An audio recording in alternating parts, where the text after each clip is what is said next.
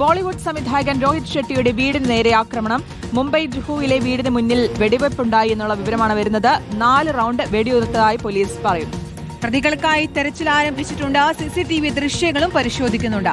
വിനീത വേണുവാണ് വിശദാംശങ്ങളുമായി ചേരുന്നത്. വിനീത, ആക്രമണത്തിന് പിന്നിൽ ആരാണെന്നുള്ള സൂചനകൾ ലഭ്യമായിട്ടുണ്ടോ?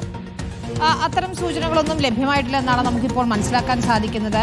ബോളിവുഡിലെ പ്രധാന സംവിധായകരിൽ ഒരാളായ രോഹിത് ഷെട്ടിയുടെ വീടിന് മുന്നിലാണ് ഇത്തരത്തിൽ ആക്രമണം ഉണ്ടായത് എന്നുള്ള വിവരങ്ങളാണ് പുറത്തുവരുന്നത്. പോലീസ് അത് സംബന്ധിച്ച് നൽകുന്ന വിവരങ്ങൾ അനുസരിച്ചാണെങ്കിൽ ബൈക്കിലെത്തിയ സംഘം 4 റൗണ്ട് വെടിയുതിർക്കുകയായിരുന്നു എന്നതാണ് ഇപ്പോൾ മനസ്സിലാക്കാൻ സാധിക്കുന്നത്. ഏറെ ഗൗരവത്തോടെ തന്നെയാണ് പോലീസ് വിഷയത്തെ കണക്കാക്കുന്നത്. രോഹിത് ഈ സമയത്ത് വീട്ടിലുണ്ടായിരുന്നു എന്നത് സംബന്ധിച്ച വ്യക്തതയില്ല.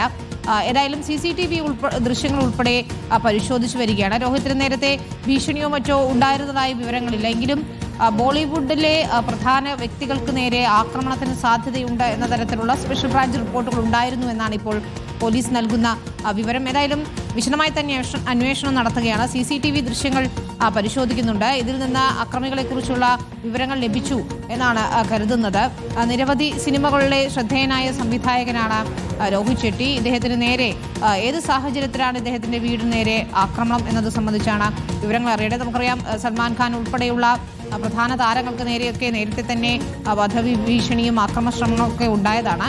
അതുകൊണ്ട് തന്നെ വളരെ ഗൗരവത്തോടെയാണ് ഈ വിഷയം കണക്കാക്കുന്നത്. അജയ് ദേവഗൺ ഉൾപ്പെടെയുള്ളവരെ വെച്ച് നിരവധി പ്രധാനപ്പെട്ട സിനിമകൾ സംവിധാനം ചെയ്തിട്ടുള്ളയാളാണ് രോഹിത് ഷെട്ടി. അതുകൊണ്ട് തന്നെ ഈ സാഹചര്യത്തിലുണ്ടായിരിക്കുന്ന ആക്രമണത്തെ വളരെ ഗൗരവത്തോടെയാണ് പോലീസ് കണക്കാക്കുകയും ചെയ്യുന്നത്. കഴിഞ്ഞ വർഷമാണ് രോഹിത്തിന്റെ അവസാന ചിത്രം പുറത്തിറങ്ങുന്നതും. ഇപ്പോൾ പുതിയ സിനിമയുടെ തിരക്കുകളിലായിരുന്നു രോഹിത്. അതിനിടയിലാണ് ഇപ്പോൾ ആക്രമണം ഉണ്ടായിരിക്കുന്നതും. മറ്റേതെങ്കിലും തരത്തിൽ ബന്ധമുണ്ടോ, ഈ ഗുണ്ടാ സംഘങ്ങൾക്കൊക്കെ ബന്ധമുണ്ടോ എന്ന കാര്യത്തിലും പോലീസ് അന്വേഷണം നടത്തുകയാണ്. ശരി, വിനീത വേണുവാണ് വിശദാംശങ്ങൾ നൽകിയത്. പ്രതികൾക്കായുള്ള അന്വേഷണം തുടരുകയാണ്.